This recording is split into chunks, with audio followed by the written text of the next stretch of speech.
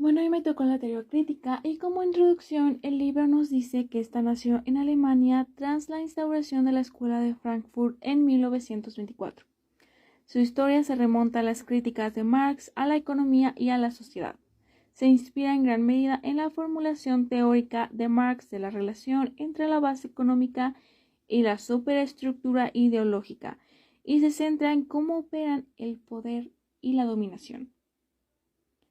Esta tiene como objetivo criticar y cambiar la sociedad en un conjunto. Intentan encontrar los supuestos subyacentes de la vida social, que impide que las personas comprendan verdaderamente cómo funciona este mundo. Después, en el libro nos menciona a los maestros de la sospecha. Estos son llamados así debido a que los tres ponen bajo la lupa las deficiencias de la noción del sujeto. Estos tres maestros de la sospecha son Karl Marx, Sigmund Freud y Nietzsche. El primero propone que el problema de la ideología es en realidad una falsa conciencia enmascarada por el materialismo y los intereses económicos. El segundo establece la relación entre ser humano y razón y dice que la mayor parte de la psique humana es irracional y se basa en pulsiones inconscientes que controlan nuestra conducta.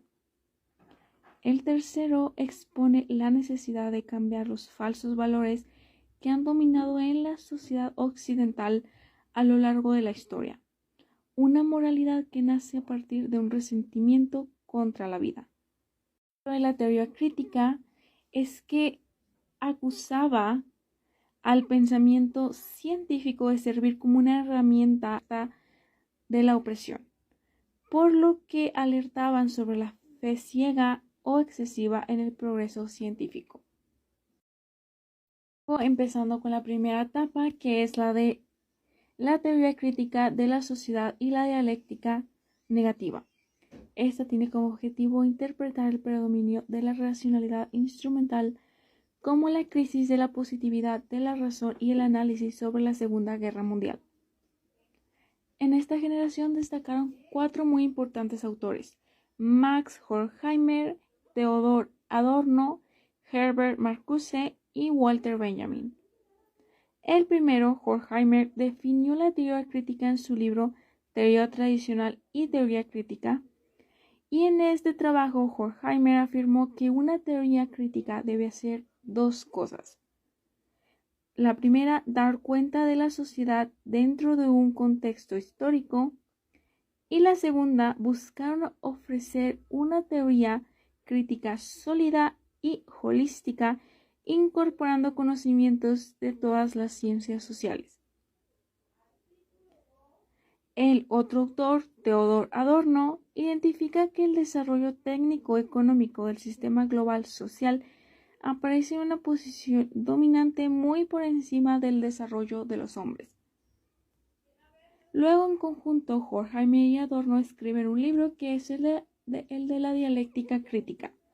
En este libro, Horkheimer y Adorno enfatizan en el papel del conocimiento y la tecnología como un medio de explotación del trabajo y vieron la dialéctica de la razón como el movimiento arquetípico de la autoliberación humana. Una conclusión de lo anterior es que la represión por parte de la racionalidad formal instrumental apuntaba al posible resurgimiento de la violencia natural, de modo que la liberación de la naturaleza a través de la razón instrumental abría la posibilidad de dominación por parte de un Estado totalitario.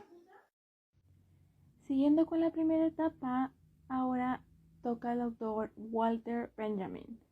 Él postula que la historia no tiene lógica y lo fundamenta con el Angelus Novus. Esta es una representación excepcional del valor del movimiento en el devenir y de la importancia de la mirada al pasado para construir un mejor futuro.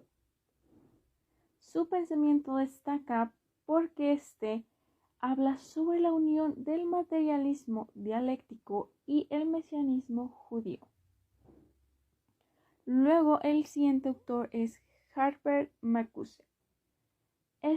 Reformula una teoría de la liberación individual individual y social, de ruptura con los moldes represivos de la cultura burguesa, como expresión humanizada de las ideologías de emancipación social que la Unión Soviética había desvirtuado en las prácticas del proyecto socialista.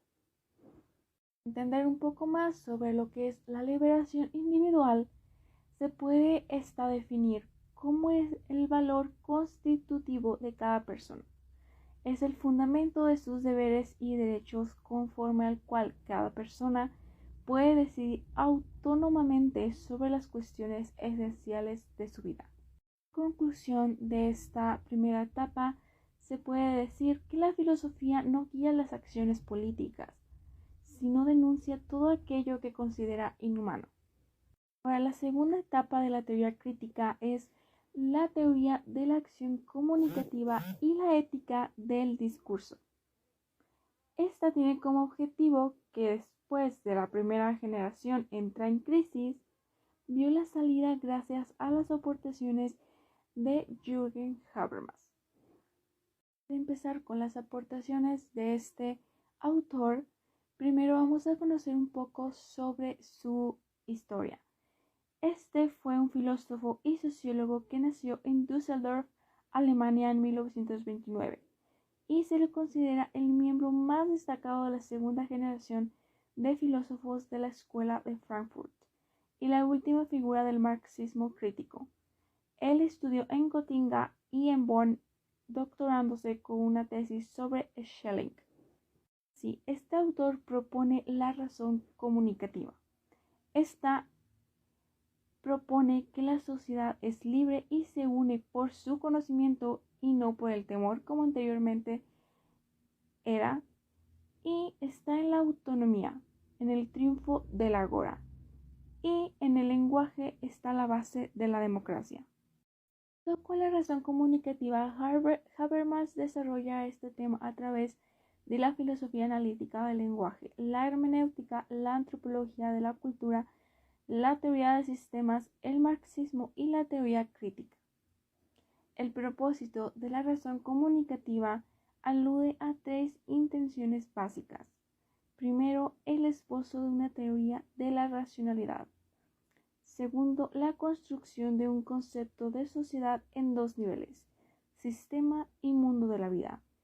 Y tercero, la fundación de una teoría de la modernidad. Después también este autor desarrolla el lenguaje. Nos dice que el lenguaje aparece como un proceso de entendimiento en el que todos los aspectos de la racionalidad humana de la acción se incluyen como puntos de referencia internos de su desarrollo.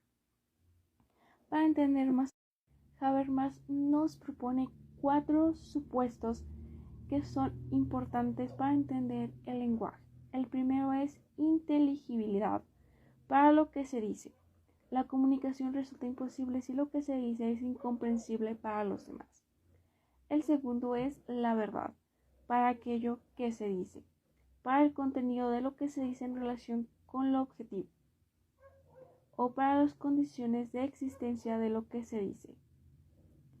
El tercero es la rectitud, para su acto de habla en relación con un contexto normativo. Esto significaría lo siguiente.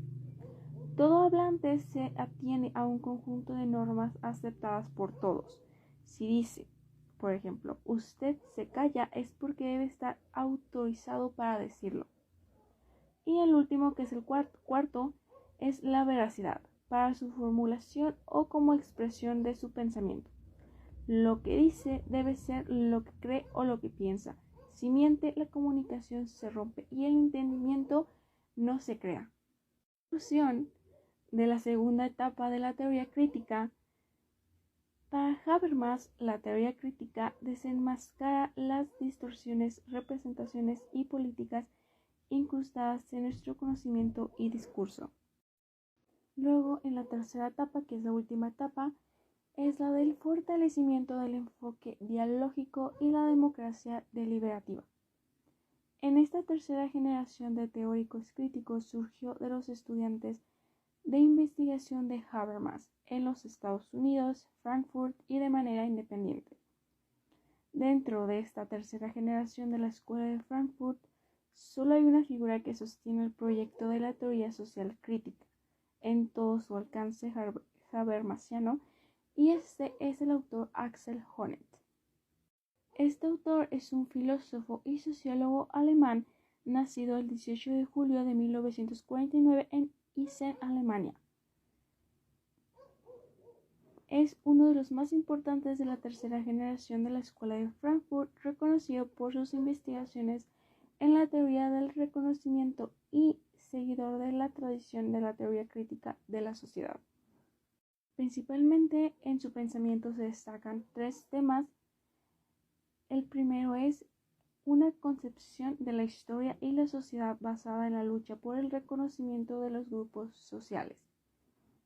El segundo es una contextualización de los fundamentos normativos en las estructuras profundas de la experiencia subjetiva. Y el tercero es una mayor atención al otro de la razón. Este debe poder criticarse sobre la base de principios normativos, los cuales se pueden hallar dentro de la realidad social como ideales, por ejemplo. La conclusión sobre la teoría crítica de Honneth es que se orienta esta a través de una teoría suficientemente diferenciada del reconocimiento, dado que ésta establece un vínculo entre las causas sociales de los sentimientos generalizados de la injusticia y los objetivos normativos de los movimientos emancipadores.